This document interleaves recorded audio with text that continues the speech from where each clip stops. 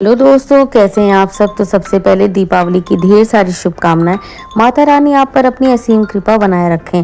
तो फ्रेंड्स, आज के दिन हमारे घर में हनुमान जी की पूजा की जाती है, यानी कि जो बड़ी दिवाली होती है ना, उस दिन हनुमान जी की पूजा की जाती है और उस दिन उनका जन्मदिन मनाया जाता है। अब मेरे ससुराल वाले मनाते हैं तो भाई मुझे भी मनाना पड़ता है। तो हमारा जो ससुराल है वो कानपुर में है और हम रहते हैं गुड़गांव में। तो अब ससुराल में तो ये पूजा की ही जा रही है, बट हमारा भी तो ये घर है तो हमें यहाँ पे भी करनी होती है।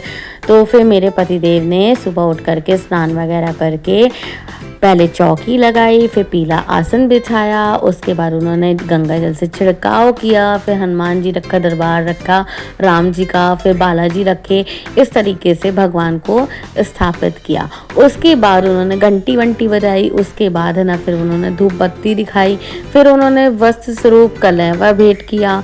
कलावा कहते हैं ना, अगर आपके पास कोई चुन्नी वगैरह नहीं है तो आप भगवान को वस्त्र के रूप में कलावा भेंट कर सकते हैं।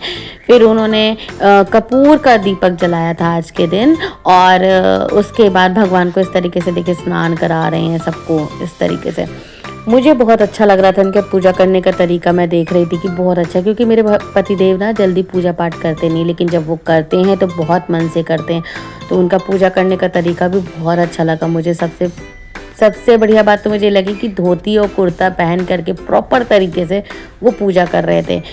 फिर उन्होंने वस्त्र स्वरूप इनको कलावा भेंट किया, और उसके बाद ना मैं उनकी पूजा करने का तरीका देख रही थी, मुझे कहीं कहीं हंसी भी आ रही थी, क्योंकि मैंने फर्स्ट टाइम उनको धोती कुर्ते में देखा था। और उसके बाद मैं जब हंस रही थी ना, तो वो अपना पूजा करने में बिल्कुल लीन थे। उनको कोई फ़र्क नहीं पड़ रहा था कि मैं हंस रही हूँ बगल में बैठ करके। बट मैं उनको ये कह रही थी कि पहले भोग नहीं लगाते हैं, पहले आप चालीसा कर लो। पर उन्होंने कहा कि नहीं, टोको नहीं मुझे, मैं पहले भोग लगाऊंगा। मैंने कहा चलो ठीक है, जैसा आपको अच्छा लगे आप वैसा करो। भाई कहा जाता है कि भगवान ना भाव के भूखे होते हैं। भक्त क्या कर रहा है इससे भगवान को फ़र्क नहीं पड़ता।